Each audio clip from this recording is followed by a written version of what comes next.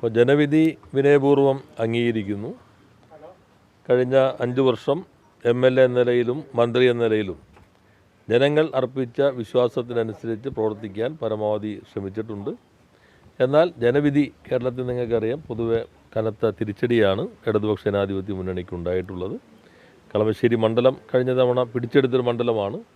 ഇത്തരമൊരു തിരിച്ചടിയുടെ പൊതുഘട്ടത്തിൽ അതിനെ മറികടക്കാൻ കഴിഞ്ഞിട്ടില്ല എന്നുള്ളതാണ് യാഥാർത്ഥ്യം. എന്തായാലും കേരളത്തിലാകെ മുന്നണിക്കുണ്ടായ തിരിച്ചടി അത് പൂർണ്ണമായിട്ടും പഠിക്കേണ്ടതുണ്ട്. അങ്ങനെ ഒന്നും അല്ല ഞങ്ങൾ പ്രതീക്ഷിച്ചിരുന്നത്. പക്ഷേ ജനങ്ങൾ മറ്റൊരു രീതിയിലാണ് വിധി എഴുതിയിട്ടുള്ളത്. അതിൽ നിന്ന് പാഠങ്ങൾ ഉൾക്കൊള്ളും. ആവശ്യമായിട്ടുള്ള ചർച്ചകൾ നടത്തി ആവശ്യമായിട്ടുള്ള മറ്റ് നടപടികളിലേക്ക് പിന്നീട് പോകും എന്നാണ് കാണുന്നത്. കളമശ്ശേരി ഇപ്പോൾ കഴിഞ്ഞ തവണ നമ്മളൊന്ന് പിടിച്ചെടുത്തതാണല്ലോ. ഇതൊരു തുടർച്ചയായിട്ട് UDF ജയിച്ച ഒരു മണ്ഡലമാണ്. അപ്പോൾ അതിൻ്റെ ഒരു ഘടനയുണ്ട്. ആ ഘടനയിൽ പൊതുവെ ഒരു ഒഴുക്ക് വരുമ്പോൾ പിടിച്ചു നിൽക്കാൻ പറ്റാവുന്നൊരു ഘടനയുള്ള മണ്ഡലമല്ല കളമശ്ശേരി. എന്നാൽ പൊതുവെ അങ്ങനെ ഒരു ഒഴുക്കിലും നമുക്ക് ഏകദേശം കഴിഞ്ഞ തവണ നമുക്ക് കിട്ടിയ ഭൂരിപക്ഷത്തിനപ്പുറത്തേക്ക് അവർക്കൊരു ഭൂരിപക്ഷം കിട്ടുന്ന സ്ഥിതിയാണ് ഉണ്ടായിട്ടുള്ളത്.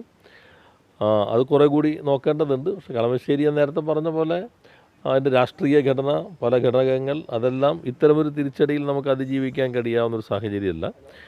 ജനങ്ങൾ എഴുതിയിട്ടുള്ള വിധിയെഴുത്തിനെ പൂർണ്ണമായിട്ടും അംഗീകരിക്കുന്നു. നമ്മൾ കണ്ടതുപോലെ ആകണമെന്നില്ല ജനങ്ങൾ കാര്യങ്ങൾ കണ്ടിട്ടുണ്ടാവുക. അത് പഠിച്ച് ആവശ്യമായിട്ടുള്ള തിരുത്തുകൾ വരുത്തി വീണ്ടും ജനവിശ്വാസം ആർജിക്കുന്നതിനാവശ്യമായ പ്രവർത്തനങ്ങൾ കേന്ദ്രീകരിക്കുക എന്നതാണ് ഈ ഘട്ടത്തിൽ ചെയ്യാൻ കഴിയുന്നത്.